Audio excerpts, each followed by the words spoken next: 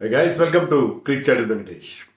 Indian cricket team selection సంబంధించి ఇటీవల కాలంలో కొన్ని ఇష్యూస్ ఏమాత్రం అర్థం కావట్లేదు. ఎందుకు సెలెక్ట్ చేస్తున్నారు, ఎందుకు పక్కన పెడుతున్నారో ఎలాంటి ఎక్స్ప్లెనేషన్ ఇవ్వట్లేదు. దానికి ఎలాంటి లాజిక్ కూడా కనపట్లేదు. తాజాగా జింబాబ్వే టూర్కి, జింబాబ్వేలో మనం ఈ నెల 23 నుంచి 3 T20 internationals ఆడబోతున్నాం.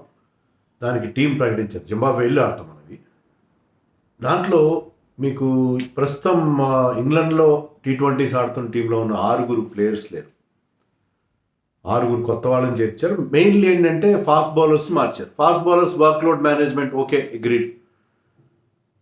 Most glaring omission ఏంటంటే Sanju Samson, the player of the tournament of the recent T20 world cup. Sanju Samson టీంలో లేడు. నిన్న మొన్నటి దాకా టీం వైస్ కెప్టెన్గా ఉన్న అక్షర్ పటేల్ కూడా లేడు. సరే, అక్షర్ పటేల్ అంటే ఈ మధ్యకాలంలో బ్యాటింగ్ అతను దెబ్బతింది, బౌలింగ్ బాగా చేస్తున్నాడు. అతను ఉన్న ఎక్స్పీరియన్స్తో ఈవెన్ రీసెంట్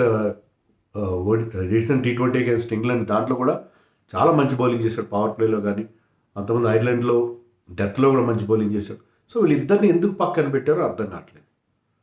సరే, ఫాస్ట్ బౌలర్స్ విషయంలో మీరు నిర్ణయం తీసుకున్నారు, బాగానే ఉంది. కానీ సంజు శాంసన్ ఎట్లా మీరు సెలెక్ట్ చేయకుండా ఉంటారు?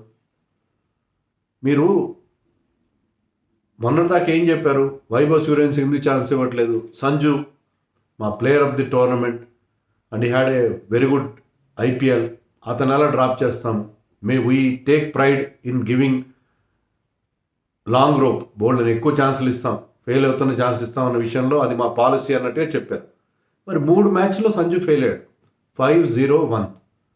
ఆ 3 మ్యాచ్లో పక్కన పెట్టేస్తారు అతన్ని. నాకైతే ఏమాత్రం అర్థం కాదు. అసలు యాక్చువల్గా అభిషేక్ శర్మను పక్కన పెట్టినా అర్థం ఉంటుంది. ఎందుకంటే Abhishek Sharma has been scoring runs. So అతను రన్స్ చేస్తున్నాడు. కాబట్టి అతను రెస్ట్ ఇవ్వండి. 3 మ్యాచ్లు జింబాబ్వేలో ఆడకపోతే పెద్ద ఇబ్బంది ఏం లేదు. బట్ సంజు శాంసన్ డ్రాప్ చేయడం నాకు అర్థం కాలేదు. ఎంతమంది Indian batters including great batters including Sachin Tendulkar మీకు సెమీస్లో ఫైనల్స్లో బిగ్ నాక్స్ ఆడారు చెప్పండి? ఎవరు ఆడారు? సెమీస్లో ఫైనల్స్లో 2 సార్లు కూడా కీలకమైన ఇన్నింగ్స్ ఆడిన గ్రేట్ ప్లేయర్స్ ఎవరు ఉన్నారు? నాకైతే ఎవరు గుర్తు రావట్లేదు. I been covering and following Indian cricket for the last 40 years. సెమీస్లో ఫైనల్స్లో 2 బిగ్ హాఫ్ సెంచరీస్, అంతకుముందు నాకౌట్, ఆల్మోస్ట్ నాకౌట్ లాంటి మ్యాచ్ అగేన్స్ వెస్టిండీస్, దాంట్లో కూడా 89 అంత చేశాడు. 3 ఎక్స్ట్రాడినరీ ఇన్నింగ్స్ ఆడిన సంజు శాంసన్ని 3 ఫెయిల్యూర్స్ తర్వాత మీరు పక్కన పెట్టేస్తారా? అతని కెరీర్ అంతా ఎలాగా ఉంది కదా, ఎగుడు దిగుడుగా. మళ్ళీ సంజు శాంసన్కి సరే గౌతమ్ గంభీర్ వచ్చిన తర్వాత ఒక న్యూ లీజ్ ఆఫ్ లైఫ్ వచ్చింది. అతను కెరియర్ని మళ్ళీ రెజరెక్ట్ చేశాడు. అంతా బాగానే ఉంది అనుకున్నాం మనం. అనుకుంటే ఏంటి అతను చేసిన తప్పేంటి నాకు అర్థం కావట్లేదు. ఎందుకు 3 మ్యాచ్ల తర్వాత అతను కూర్చోబెట్టారు? ప్రభ్ సింగ్ తీసుకొచ్చారు. అలా కాకుండా ఓకే, అభిషేక్ని సంజుని ఇద్దరిని ఉంచండి. ఈ రొటేట్ దెమ్, ఇక్కడ రొటేట్ చేయండి ఇంగ్లాండ్లో ప్రస్తుతం, అలాగే జింబాబ్వేలో రొటేట్ చేయండి. అది రైట్ థింగ్. ఇప్పుడు ఎవ్వరికి ఇబ్బంది ఉండదు. ఒక మ్యాచ్లో వైభవ్ సూర్యవంశీకి లాంగ్ రన్ ఇవ్వండి. రిమైనింగ్ 3 మ్యాచెస్ ప్లస్ జింబాబ్వేలో 3 మ్యాచ్లు అతనికి ఇవ్వాలి, ఖచ్చితంగా ఇవ్వాలి. కొత్త కుర్రాడిని ఇంట్రొడ్యూస్ చేసినప్పుడు అతనికి ఉన్న ఎక్స్ట్రాడినరీ ఎబిలిటీ మనకు తెలుసు. సో ఈ గివ్ మీ లాంగ్ రోప్, కంప్లీట్గా అతనికి అవకాశం ఇవ్వండి. అవతల ఎండ్లో మీరు ఒక మ్యాచ్లో సంజుని ఆడించిన, ఒక మ్యాచ్లో అభిషేక్ ఆడి. That should be the least. ఎవరినైనా అడిగితే అది ప్రాపర్ రీజనింగ్ అని చెప్తారు. అంతేగాని సంజు శాంసన్ అసలే అతనికి ఆ ప్రాబ్లం ఉంది, మళ్ళీ టీంలోకి రావడం వెళ్ళిపోవడం. ఇప్పుడు పర్ఫామ్ చేసిన తర్వాత కూడా అతను పక్కన పెట్టేస్తే it is really surprising. So ఇది ఎందుకంటే సంజు కానీ అభిషేక్ కానీ they are playing only 1 format, T20s మాత్రమే ఆడతారు. అదిగాక మీది రాబోయే 1.5 year వన్ డేస్ ఎక్కువ ఉంటే, T20s తక్కువ ఉంటాయి. సో ఒకటే ఫార్మాట్ ఆడుతున్న వాళ్ళని మీరు ఎందుకని వాళ్ళకి మీరు రెస్ట్ ఇవ్వడం వల్ల అర్థమే ఉంది. రెస్ట్ అంటే కనుక ఎలాంటి ఎక్స్ప్లెనేషన్ ఇవ్వలేదు. సెలెక్టర్స్ ఏంటంటే మామూలు ఎప్పటిలాగే తాంబూలాలు ఇచ్చేసో తనకు జాగ్రత్తగా ట్విట్టర్లోనే అక్కడ పెట్టేశారు, లేకపోతే వాళ్ళ వెబ్సైట్లో పెట్టేశారు. మీ ఇష్టం, మీరు ఎవరైనా కామెంట్ చేసుకోండి. మనకి ముందు కొంచెం లీక్లు ఇచ్చేవాళ్ళు, సార్ లీక్ కూడా ఇవ్వకుండా సడన్గా ఒక బాంబ్ షెల్ లాగా, అసలు టీం ఇవాళ వస్తున్నట్టు కూడా తెలియదు. ఐ వాజ్ అవుట్ సైడ్, తెలుసు కదా, సాయంత్రం సింగింగ్ పోతాం చూసి నాకు ఇమ్మీడియట్లీ నేను వెనక్కి పరిగెత్తుకుంటూ వచ్చాను. So what is this? Sanju drop చేయడం, అక్షరం డ్రాప్ చేయడం ఏంటి? నాకేమాత్రం అర్థం. వాషింగ్టన్ డ్రాప్ చేశారు, ఖచ్చితంగా డ్రాప్ చేయాలి. Washington is not performing at all T20స్లో అట్లీస్ట్.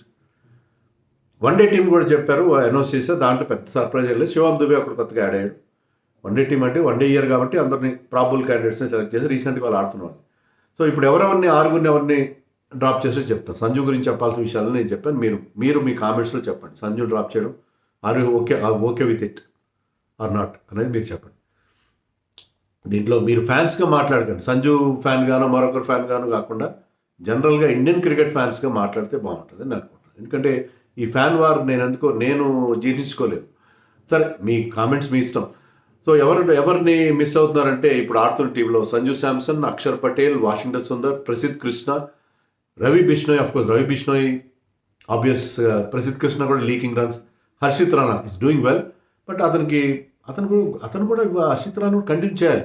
అంటే గౌతమ్ గంభీర్ ఫేవరెట్ ప్లేయర్స్ని పెట్టుకున్నారని అనిపించుకున్నా ఉండడం కోసం బహుశా హర్షిత్ రాణా బలైపోయాడు. హర్షిత్ రాణా ఇంజరీ నుంచి వస్తున్నాడు, ఈజ్ డూయింగ్ వెల్. అతను కంటిన్యూ చేయాల్సింది. Is batting well, is bowling well. అతన్ని బాగా ఆడుతున్నాడు, ఎందుకు పక్కన పెడతారు మీరు? నాకు అర్థం కాదు. అతను గ్యాప్ వచ్చింది కదా, చాలా గ్యాప్ వచ్చింది. It's been out of action for long time. సరే, మనకు అర్థం కాదు. ఇవే ఈ సెలక్షన్ లాజిక్ ఏంటో, మనకి ఏ లాజిక్ ఉంటుందో, అసలు లాజిక్ అనే మాట ఉందా దీంట్లో? నాకైతే అర్థం కాదు. సరే, వీళ్ళ ఆర్మీ ప్లేస్లో వచ్చారు Rinku Singh, well deserved.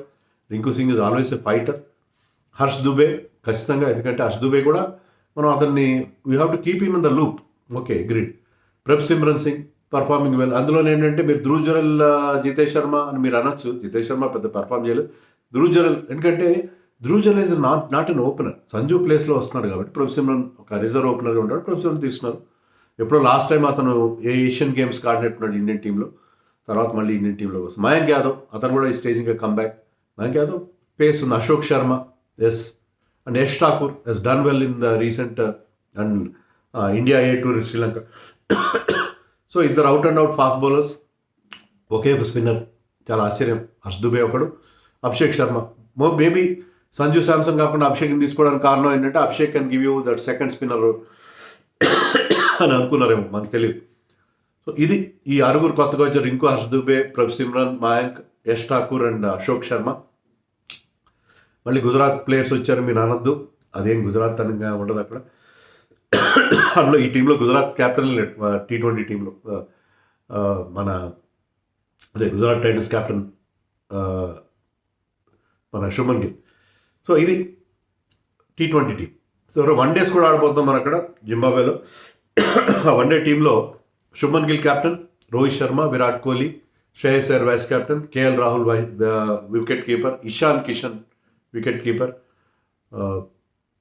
Washington Sundar, Axar Patel, Kuldeep Yadav, Jasprit Bumrah, Prasidh Krishna, Harshit Rana, Arshdeep Singh, Gurnoor Brar and Shivam Dube. Shivam Dube Nitish Reddy ప్లేస్లో వచ్చాడు. శివం దుబే ఎప్పుడో 2024లో వన్ డేస్ ఆడాడు ఓడిఐస్ ఫర్ ఇండియా. 4 ఓడిఐస్ ఆడాడు ఇప్పటివరకు. నితీష్ రెడ్డి అండ్ హార్దిక్ పాండ్యా ఇద్దరు అవైలబుల్ లేరు కాబట్టి అతనికి మళ్ళీ ఓడిఐస్లో అవకాశం వచ్చింది. సో అది పరిస్థితి. ఈ టీంలో పెద్ద సర్ప్రైజ్ ఏం లేవు. జనరల్గా మన రెగ్యులర్ ఆడుతున్న వాళ్ళే ఉన్నారు. సో అది ఇష్యూ. మనకి ఇంకా T20 స్క్వాడ్ గురించి చెప్పాలని చెప్పాలి. Of course Vaibhav Suryavanshi and Abhishek open చేస్తారు. Shreyas Iyer, Ishan Kishan will bat at number 3. So అది వాళ్ళ లైనప్గా మనం చెప్పుకోవచ్చు. సో దీని గురించి మీరేమనుకుంటారో కామెంట్స్లో చెప్పండి. నేనైతే ఇప్పటికీ కూడా సంజు శాంసన్ డ్రాప్ చేయడం నాకు ఇలాంటి లాజిక్ అర్థం కాలేదు. అలాగే హర్షిత్ రాణాని డ్రాప్ చేయడం విషయంలో కూడా లాజిక్ అర్థం కాలేదు. చాలా చాలా ఆశ్చర్యకరమైన సెలక్షన్ అయితే నాకు అనిపిస్తుంది. మీరు ఏమనుకుంటారు కామెంట్స్లో క్లియర్గా చెప్పండి, చాలా కూల్గా చెప్పండి.